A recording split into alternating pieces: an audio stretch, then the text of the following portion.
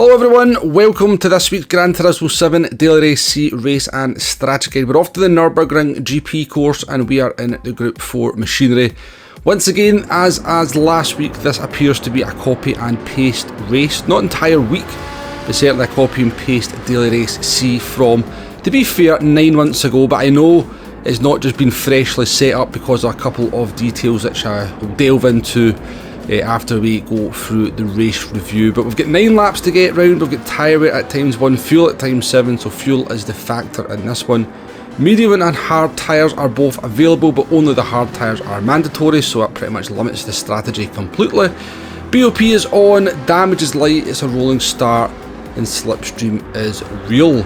So as always, we had a good idea this was going to be the race settings, but I didn't really want to kind of make a video just in case there was a 1% chance it wasn't. So we jumped into the 8 o'clock race this morning to test the strategy and what we kind of, the guesswork that we kind of done over the course of the weekend with the settings, were to be confirmed that it was going to be Group 4 machinery. It was 9 laps and it was just the hard tyres that were mandatory. And as I said, there's a couple of other little details that sort of just let me know that this has just been kind of pulled out of a drop down menu, I would imagine, from PD and slotted into Daily Race C, which I'll touch on a little bit later. So getting underway, we're in the Jaguar. Top tip for you, put your fuel mix into 6 at this part of the race. It might save you 1%, 2%, but it could be crucial towards the end because this one is very much a fuel saver. We get a good example of why you don't want to do the pit stop in this one towards the end of the race, and we can talk about that pit loss because the medium tyres are available. Obviously the medium tyres are going to be what you're using for qualifying, and as ever with these kind of races where it's just a hard tyre that's mandatory and you want to be starting the race on that tyre, people are going to forget. So make sure you have got the hard tyres on as the race starts.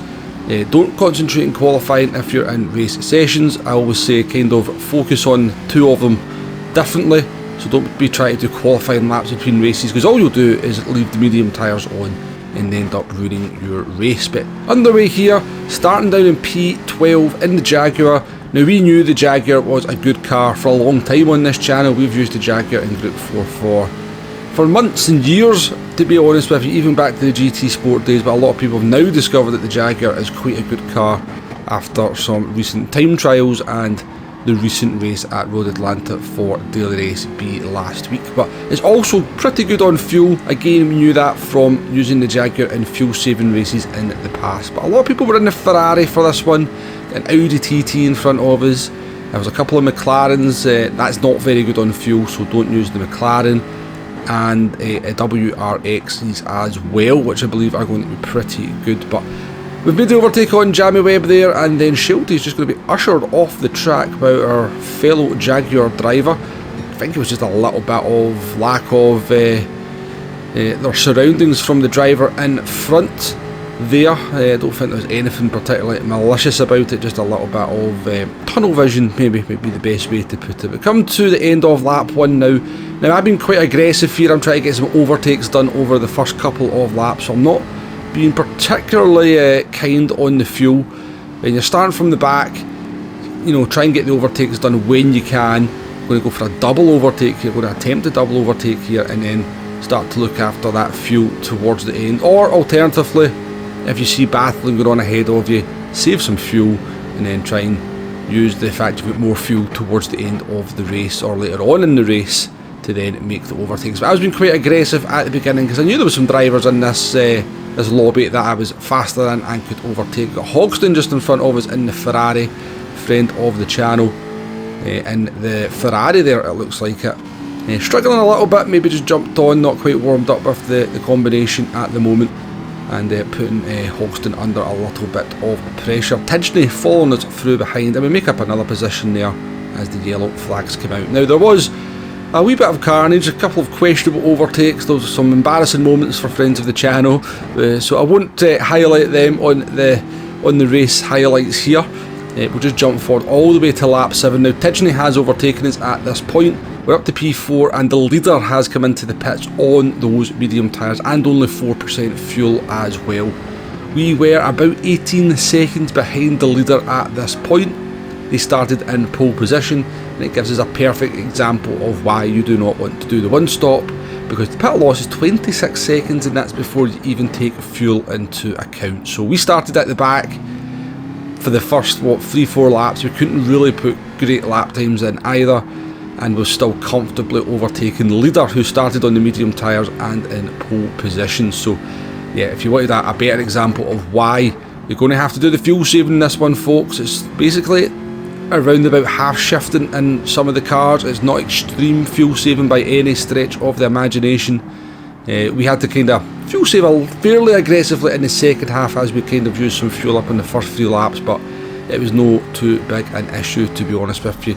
I think sort of strong cars for this one are going to be basically the top 3 cars in this race: the WRX, the 458 Italia Ferrari, and the Jaguar F-Type is pretty good as well. But that's pretty much it for this one.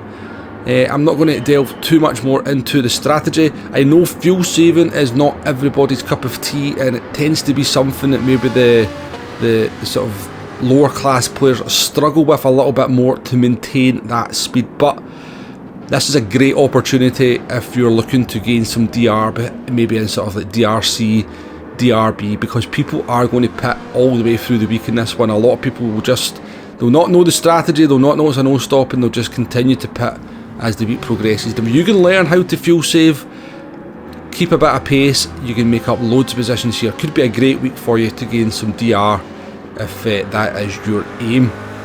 But all in all, not a terrible combination. Group 4 at the Nurburgring, don't mind it at all, but I am a bit disappointed that this has basically just been copy and pasted from 9 months ago. And I know it's been copy and pasted from 9 months ago because A, we have no brake balance selectable once again.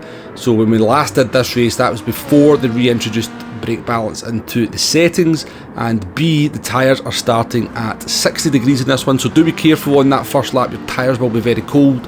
In more recent races, the tyres have been starting at 70 degrees, so I know for a fact this race has just been copy and pasted from 9 months ago, which is very disappointing indeed. And I have to say, I'm getting more and more disillusioned, unfortunately, as the weeks goes on, when these kind of decisions are made. I just don't think it takes any time, an hour out of somebody's day, to sit down, come up with some daily races, come up with some good settings to get some strategy into daily race C. It truly baffles me and also pains me to just see so much potential be squandered away from that game I love so much. But yeah, we'll leave it there. Thank you very much for watching, folks. Please hit that like button, please hit that subscribe button if you haven't already, and I'll catch you on the next one. Goodbye now.